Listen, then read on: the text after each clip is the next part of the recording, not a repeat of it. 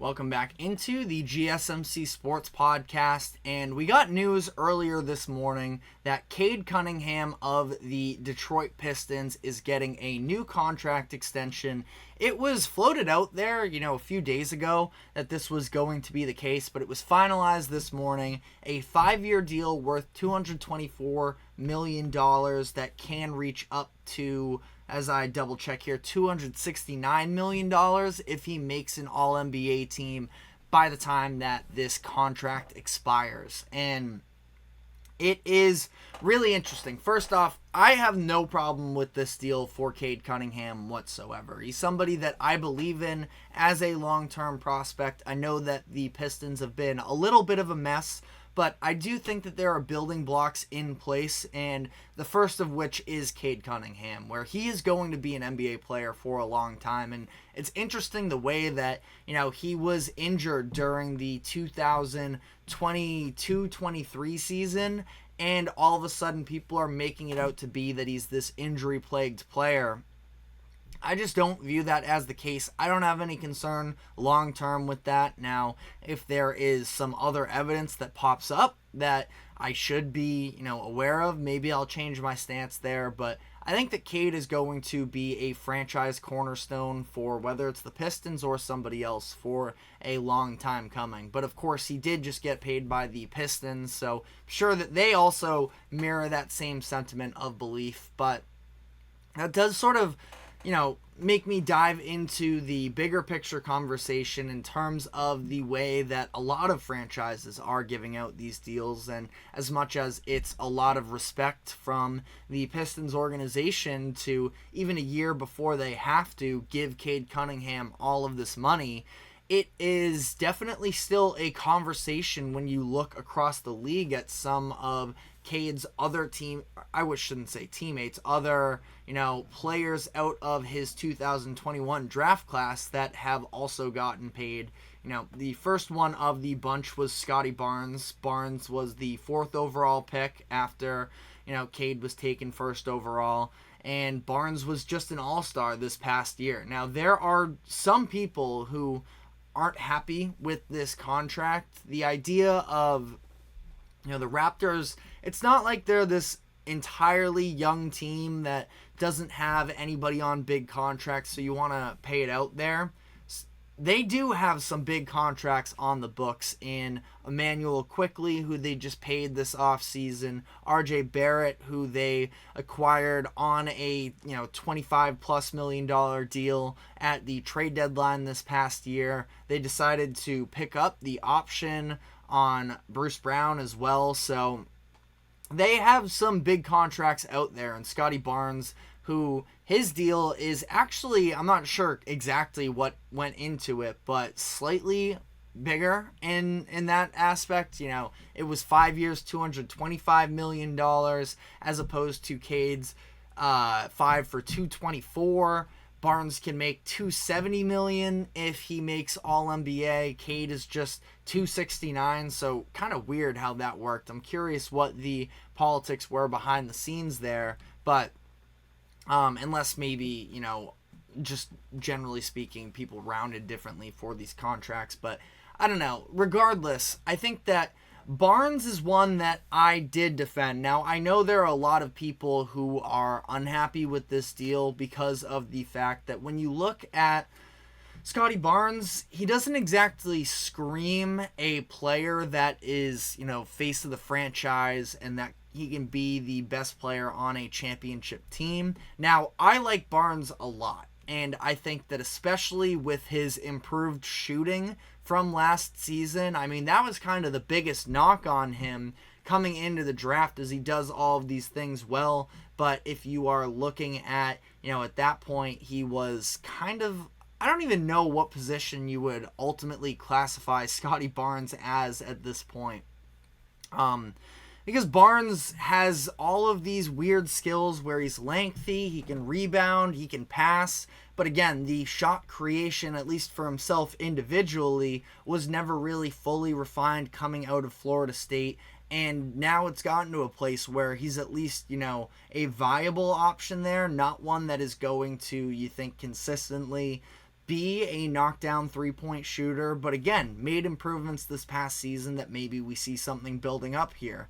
But, this is probably, I would say Barnes is just around the line of demarcation of a player that could be worth a max rookie extension versus not. And the other player from the 2021 class that got paid was Franz Wagner, who was the 8th overall pick in the draft. And this is, again, if Scottie Barnes is the line of demarcation, this is one that I am really struggling with making amends with because of the fact that, Wagner is really not, he's a good player. And he has been, a lot of Orlando Magic fans are very high on him, and for good reason. He's a plus player. He's a plus defender. He's a solid rebounder. He's a really good driver. But the fact that his three-point shot has regressed in the other direction, and you feel like maybe he's going to be able to bounce back at some point. But at the same time, he was being left wide open in the second half of the season last year, and he really struggled in that elimination game in Game 7.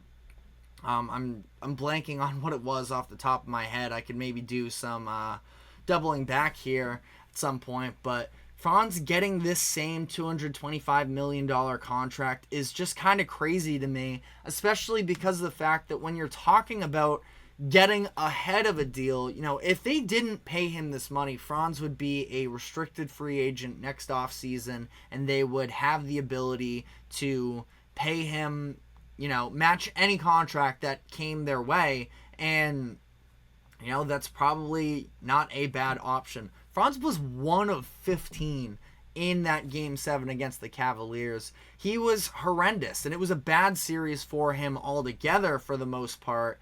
And I just think that, going out of your way to get ahead of this type of a deal is a little bit of a questionable move in my eyes, considering the fact that, still don't really know what he is. And again, I think he's going to be a good player in the NBA for a while, but when we're talking max money that he's going to be making $45+ million once that contract extension kicks in, that is a ton of money to sort of be investing into a player that, I think the biggest example is we see Zach LaVine and his current market.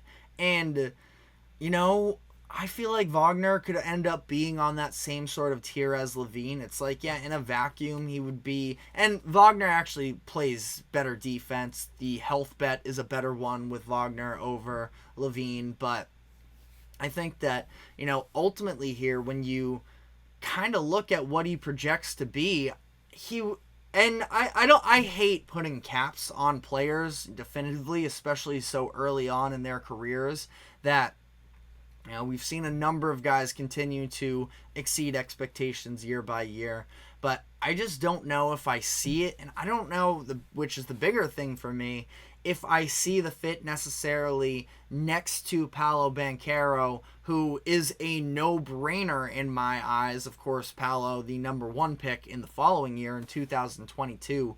That's who I would, unquestionably give my money out to.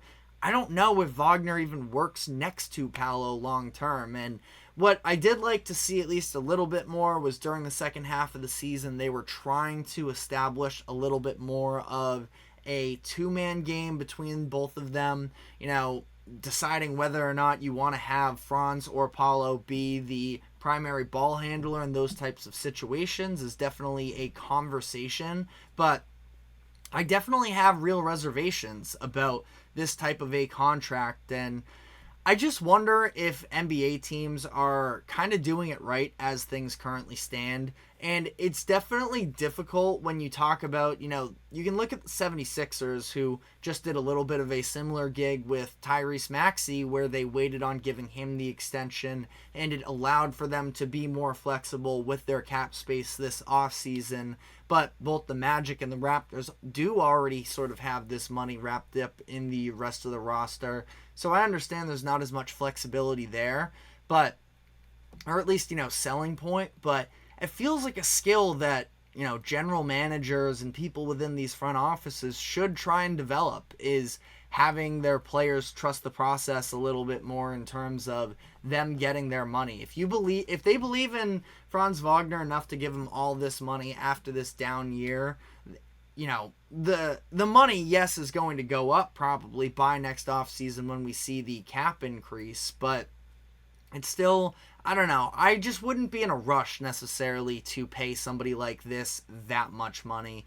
And I've been sort of not, I wouldn't say anti-Wagner, but I haven't been his number one fan for the majority of his career, so maybe that's just what's kicking in here. But I think that it is a little bit of an overall statement on the NBA as things currently stand. And you look at the Houston Rockets, who had 2 draft selections in 2021 that have panned out up to this point. You could say at least Jalen Green, who they took 2nd overall, and Alperen Şengün, who went 16th in the draft. And both of them would be eligible for these contracts, but the Rockets are choosing to wait this one out a little bit and see how the fit works with one another and all of these external factors, because we saw Josh Green sort of take his game to another level once Şengün went down. But I just think that patience can be almost a lost art a little bit for these NBA franchises, and I like that the Rockets are deciding to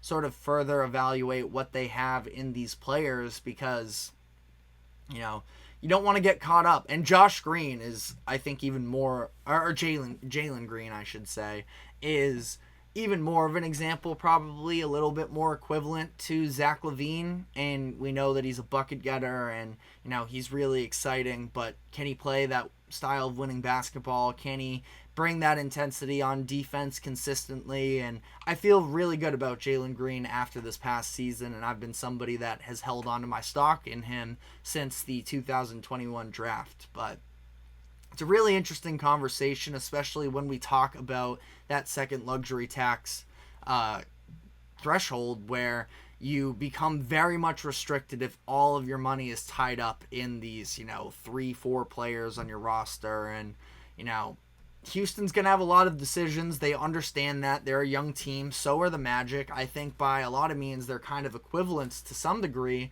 the Rockets and the Magic, but just on opposite conferences. And I like the way that they are choosing to go about this as opposed to what the Magic just did. But let me know if you think I'm being too harsh on Wagner in that sense. But we're going to be taking our next break here. When we come back on the other side, you're going to be giving just some first thoughts here on the NBA Summer League. So stick with us, and we will be right back after this quick break.